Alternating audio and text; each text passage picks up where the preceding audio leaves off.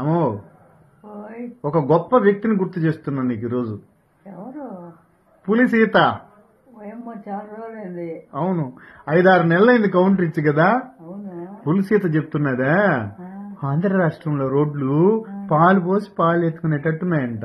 అవునా? ఉమ్. నాకట కనపడలే. ఆ? రోడ్లు ఎక్కితే పాడెక్కేటట్టున్నాయి. రోడ్లు ఎక్కితే పాడెక్కేటట్టున్నాయి రోడ్లా. సీత చెల్లి మా అమ్మ బాగా చెప్పింది చూడు, నువ్వేమో పాలు పోసి పాలు ఎత్తుకోవచ్చు అన్నావా, రోడ్డు ఎక్కితే పాడెక్కేటట్టున్నాయి. అయినా మా పాలు రోడ్లు ఎందుకు పోస్తున్నది, మళ్ళీ పైకి ఎందుకు ఎత్తుకుంటున్నది సీత? ఆ? ఎవడు బారపోయమన్నాడు పాలు కింద, ఎవడు ఎత్తుకోమన్నాడు? అదేదో నేరుగా ఇంటికి తెచ్చి కాసు పెట్టుకోవచ్చు కదా, రోడ్లో బారబేయడం ఎందుకు, ఎత్తడం ఎందుకు? అసలు ఆంధ్ర రాష్ట్రంలో రోడ్లు తిరుగుతున్నది, ఇంకేడన్నా రోడ్లలో తిరుగుతున్నది ఆ పిల్ల పిచ్చి పట్టిపోయా? ఇక్కడ రోడ్లు కావు, ఇక్కడే కావు. ఇక్కడ గుడ్లో మురదే.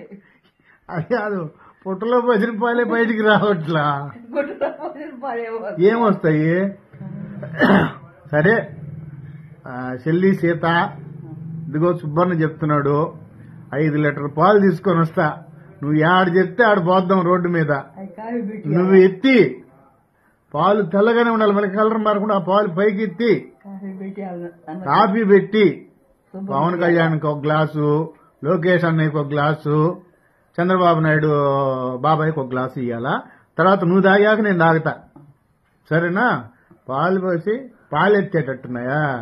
ఇంకానేమో పరుపు వేసుకొని కాళ్ళు ఎత్తి ఫ్యాన్ పెట్టుకొని పనుకునేటట్టున్నాయని చెప్పలా. అటు చూడమ్మా, వచ్చారా నువ్వు? ఎవరన్నా చెప్పండి ఆ రోడ్లు ఎట్టున్నాయి, పాలు పోసి పాలు ఎత్తొచ్చంట. చంద్రబాబు నాయుడు తారులో పాలు కలుపుతున్నట్టున్నాడు మా. సిమెంట్ అయినా నలిపేకి వస్తాయి కదా.